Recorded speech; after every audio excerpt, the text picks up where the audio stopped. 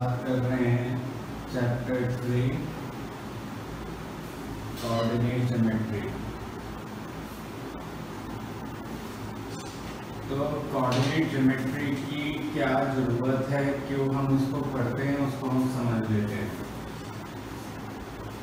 जब भी हमें किसी चीज़ की लोकेशन बतानी होती है, चाहे वो आप इन प्रैक्टिकल लाइफ की बात करें, आपको किसी के घर की लोकेशन बतानी है तो आप कैसे बताएंगे। मान लो कि आपको जो है मेरे घर की लोकेशन बतानी है, तो आप जो है क्या बोलेंगे, लेट्स से कि हमें सर के घर पहुंचना है तो यूको बैंक कॉलोनी में पहुंच जाओ, जिस कॉलोनी का नाम है।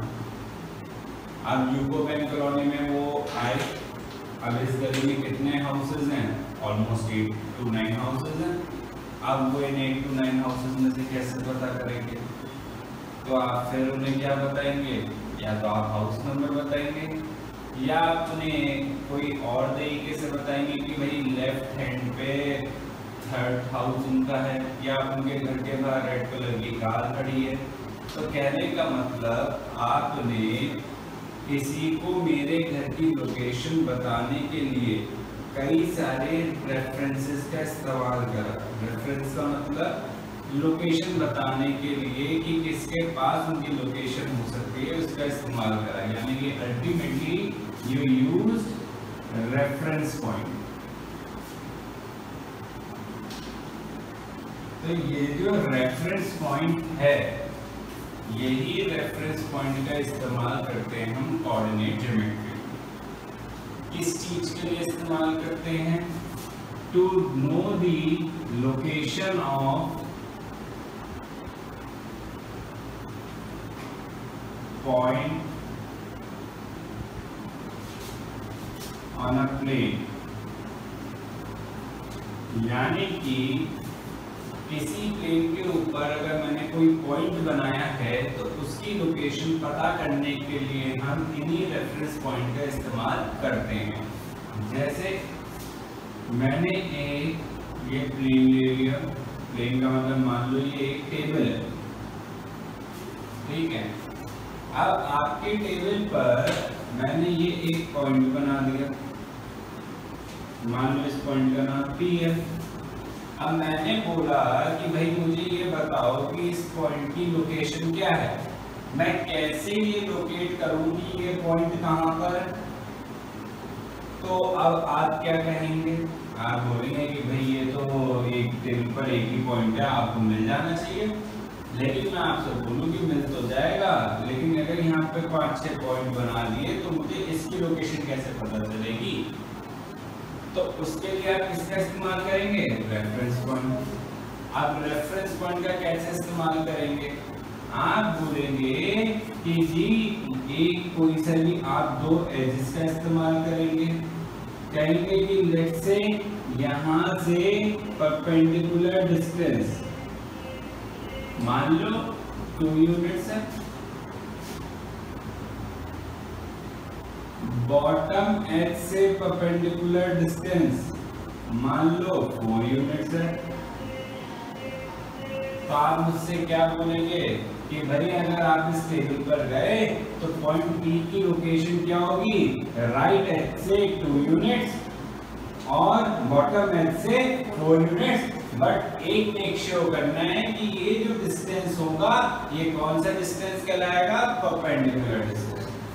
आइए समझ, और कोई डिस्टेंस नहीं। यानी कि इस पोजीशन को बताने के लिए, इस पॉइंट की पोजीशन को बताने के लिए जो मैंने रेफरेंस पॉइंट का इस्तेमाल करा, उससे अंदर मैंने किसका इस्तेमाल करा, परपेंडिकुलर डिस्टेंस का। अब जैसे मैंने राइट एज और बॉटम एज से बात करी है, आप लेफ्ट एज टॉप एज से भी बात कर सकते हैं। करेंगे आप एटलीस्ट 2। अब मान लो आपने बोला सर मुझे 2 की क्या जरूरत है, मैं तो 1 से ही बता सकता हूँ। आपने बोला कि सर इसको हटा दो, हमें नहीं जरूरत इसकी। हम तो ये बोलेंगे कि बॉटम एज से ये कितनी दूरी पर है, 4 यूनिट, लेकिन मैं तो उसे यहाँ पर भी बना सकता हूँ बॉटम एज से 4 यूनिट्स। तो इसलिए आपको इस पॉइंट को करेक्ट बताने के लिए कितने रेफरेंस की जरूरत पड़ेगी, 2। कोई डाउट इसके अंदर? ठीक है, बात करते हैं इसके हम कार्टेशियन प्लेन।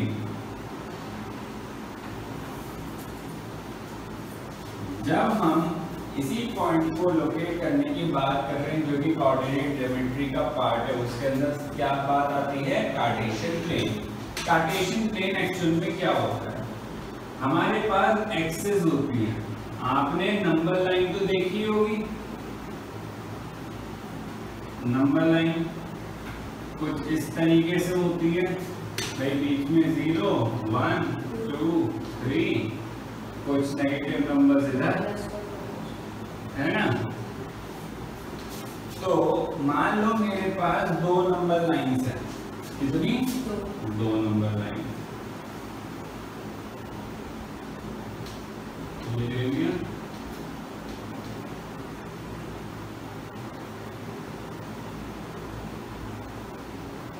ये जो 2 नंबर लाइंस हैं, इनको मैंने कैसे अरेंज करा, आपस में परपेंडिकुलर, यानी कि इसको मैंने घुमाया इस तरीके से और इसके ऊपर परपेंडिकुलर अरेंज कर दिया कुछ इस तरीके से।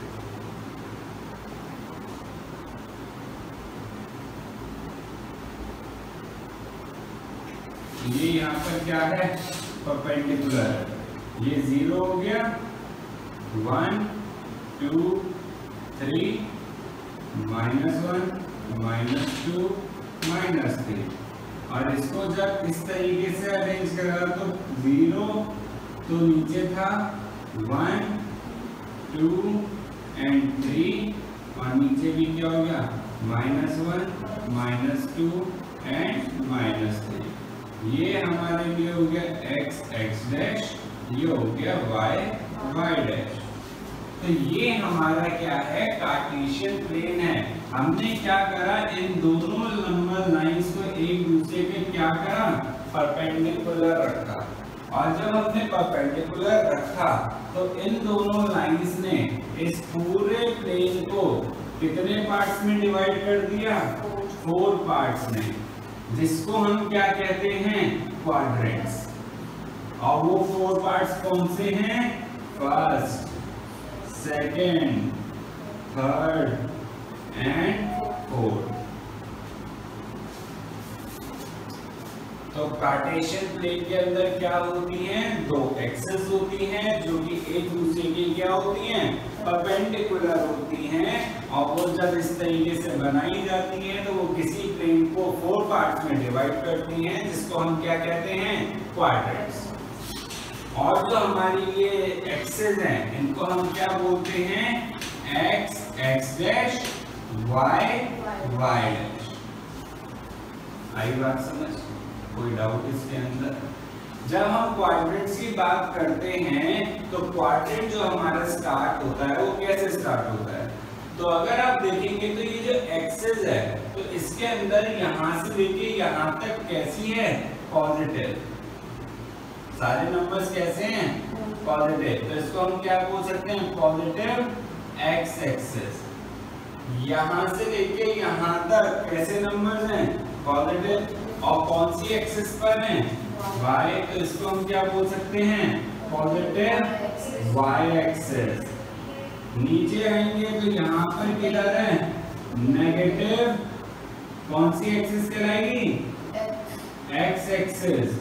और यहाँ पर आएंगे तो ये कौन सी कहलाएगी, नेगेटिव y एक्सिस। अब अगर मैं बात करूं क्वाड्रेंट की, तो जो फर्स्ट क्वाड्रेंट है वो कौन कौन सी एक्सिस से मिलकर बना होता है, positive x axis and positive y axis. यानी कि जो हमारा क्वाड्रेंट कौन सा होगा, फर्स्ट क्वाड्रेंट, वो किससे मिला है, positive x axis and positive y axis. Second quadrant किससे मिला है, बताइए, negative x axis and second quadrant किससे मिलकर बना है, नेगेटिव एक्स एक्सिस और positive y axis. Third quadrant किससे मिलकर बना है, negative x axis, negative y axis और फोर्थ क्वाड्रेंट किससे मिलकर बना है? नेगेटिव y एक्सिस और पॉजिटिव x एक्सिस। कोई डाउट इसके अंदर बोलिएगा। तो अब अगर आप देखेंगे तो जो हमने नेमिंग करी है क्वाड्रेंट की वो कुछ इस तरीके से करी है, यानी कि यहाँ से हम ऐसे गए। तो ये जो पैटर्न कहलाता है इसको हम बोलते हैं एंटी क्लॉकवाइज। क्यों बोलते हैं एंटी क्लॉकवाइज? भाई अगर घड़ी की बात करें तो घड़ी कैसे घूमती है? ऐसे, और ये उसके अपोजिट घूम रहा है। तो इसका मतलब अगर हमें क्वाड्रेंट की नेमिंग करनी है तो स्टार्ट कहाँ से होगी? पॉजिटिव एक्स एक्सिस और पॉजिटिव वाई एक्सिस से, और कैसे चलेगी? Anti clockwise. कोई डाउट इसके अंदर? नोट कीजिएगा।